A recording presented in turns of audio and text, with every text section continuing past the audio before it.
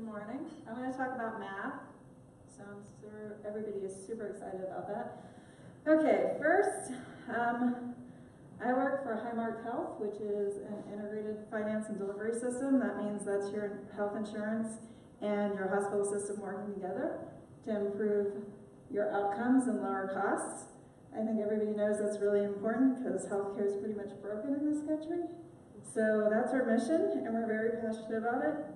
Holy cow, I'm out of breath from stepping up on the stage. Okay, so next slide. We are a diversified business. We're a national business. These are some of our companies that fall under Highmark Health. I'm going to be talking specifically about marketing for our Highmark Health Plan, which is Highmark Blue Cross Blue Shield, and our own hospital system, which is Allegheny Health Network. All right, so a little background. We are a relatively new organization in terms of our executive leadership. Our CMO has been with the company for about 2.5 years now. She is an outcomes-based marketer, and she had to make a lot of changes because healthcare isn't exactly the cutting edge of marketing, especially not on the digital side. She created my role, and she wanted to increase digital marketing and start doing media analytics, so that's basically what I'm responsible for.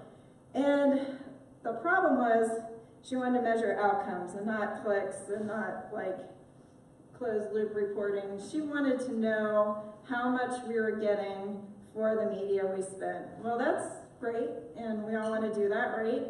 But we've got a lot of data systems, and they're very hard to link together.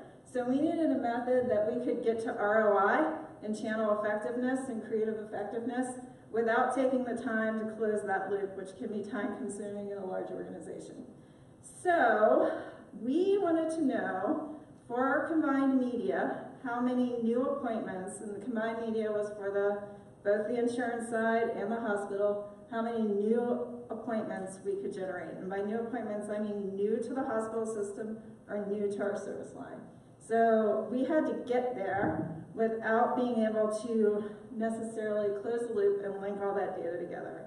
So what we did was we took a data modeling approach, and I'm going to talk about how that worked because this was amazing. So it was really a 3-step process that we used to attribute ROI and channel effectiveness and channel dependencies. The first step was we had to build a model showing what our new appointments would look like without media, and then we forecasted that out, so that was step number 1, and then we measured the market with the media effect in it against what our model said. The second step was to look at the relationship between the different channels and how they interact with each other, and so we could see that multi-touch attribution. And the last one was the analyze channel performance, so basically after we looked at multi-touch attribution, how much is each channel contributing to our bottom line? So, over the summer, we had a lot of different messages in the marketing messages in the market. So we had an oncology campaign, and we had what blue means to you, and we had some other campaigns, access-related campaigns for the hospital system. We just had a ton of media in the market. So what we wanted to determine was how much of our new appointment volume was being driven by our media. And that was really the first step in that process that I just showed to you. So it turns out we're doing really well from a media contribution perspective. We're generating between 20 and 30% of the new appointments, which is high. From a statistical perspective, you're looking at between 9 and 20 usually from marketing. So we're getting up near 30, which is really good. That means we're doing really well. And we also looked at the channel influence, and we're in a kind of unusual market in Western Pennsylvania. We still are very driven by linear TV. So we know that TV is our hero, and it generates almost 50% of our new appointments. So that's pretty strong. The other channel that is obviously really strong here is search. But search is a combination, a necessary combination between people searching and converting, and really the capturing our traditional media. So search is playing an incredibly important role from both those perspectives for us. The other thing we were able to do from this analysis, which was really important, was, we're in an incredibly, we're changing healthcare, which is, something that needs to happen fast, and we're in an incredibly competitive environment where we are. So we needed to know which messages and which channels were generating our conversion. And using the second step of the process I showed you, we were able to show that which of our TV was really, and marketing messages was really generating our conversions to new appointments. And keep in mind, again, when we market Highmark Inc., we're not actually marketing the hospital system, we're marketing our insurance. So people are able to, without us really telling them, our insurance is driving a contribution to our hospital system, which is really important to us. So if you look down at the 48%, you can see that's by creative. And the HMK quartet was actually, I'm sorry, I left you guys behind. The HMK quartet was actually an insurance marketing piece that we put out. So this shows breakdown by channel and breakdown by creative, which we were able to obtain. In this pretty picture, the black is new appointments and the orange is the media. So if you look at the first one, that's spikes from our TV, and you can see that we didn't have an excessive amount of media in the marketplace when we had those new appointment spikes, so we were able to basically tie that to the creative we were using. And then down at the bottom, it's looking at the influence of radio, which was quite high over the late summer, early fall, and was really converting on our search platforms. And this just shows that, although radio was only 9%, most of that 9% was coming in and converting against our search, which is also true for our TV. Most of our TV is coming in and converting through our search. So this is actually a really cool slide, and this is a slide that shows that for our new appointments in black, primarily paid search, which is the blue, is really closely correlated with that.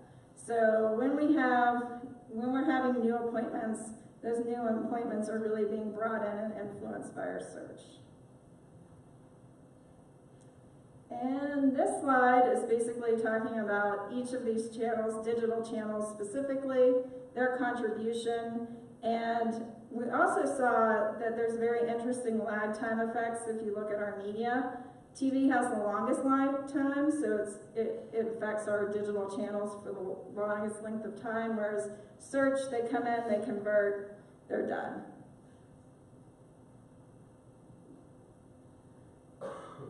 And this breaks down the lag time effect of our campaigns by channel. So when we're building our models, it's really important for us to understand that it's not a one and done scenario, that each of these channels are dependent on each other, and they depend on each other for a varying length of time, and it's very important in making our overall media decisions. But the important thing that I wanted to talk to you guys about is the strength of this modeling and the way we've been able to quickly adjust our media approach and our basically investment in our channels. Without this statistical modeling, we would still be looking at basically, did it go up, did it go down?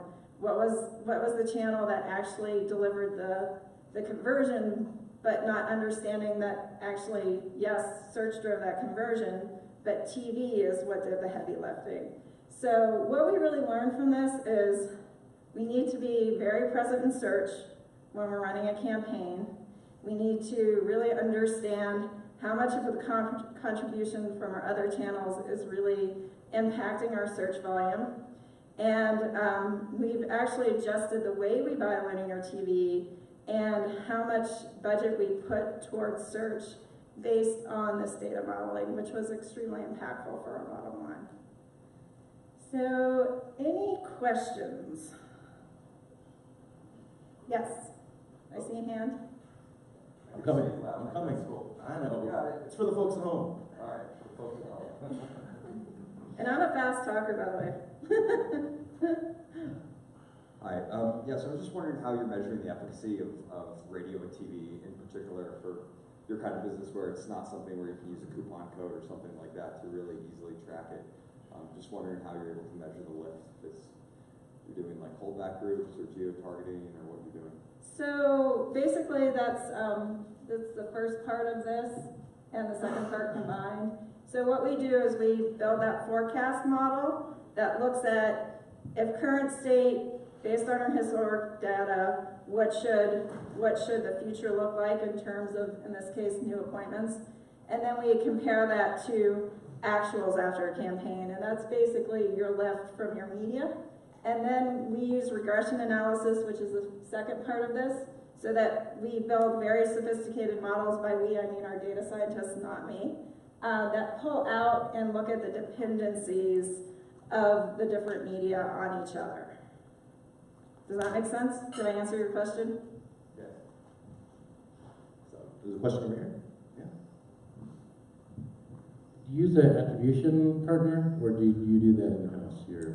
So, I'm going to say yes to both of those. We have a very good enterprise analytics team that does our media mix analysis, our big ones that we do twice a year, that look at all factors. These quick and dirty that we call econometric modeling, which is essentially the time series method that can be turned incredibly fast and give you answers quickly, are done by our agency, which is Mark USA Results Digital.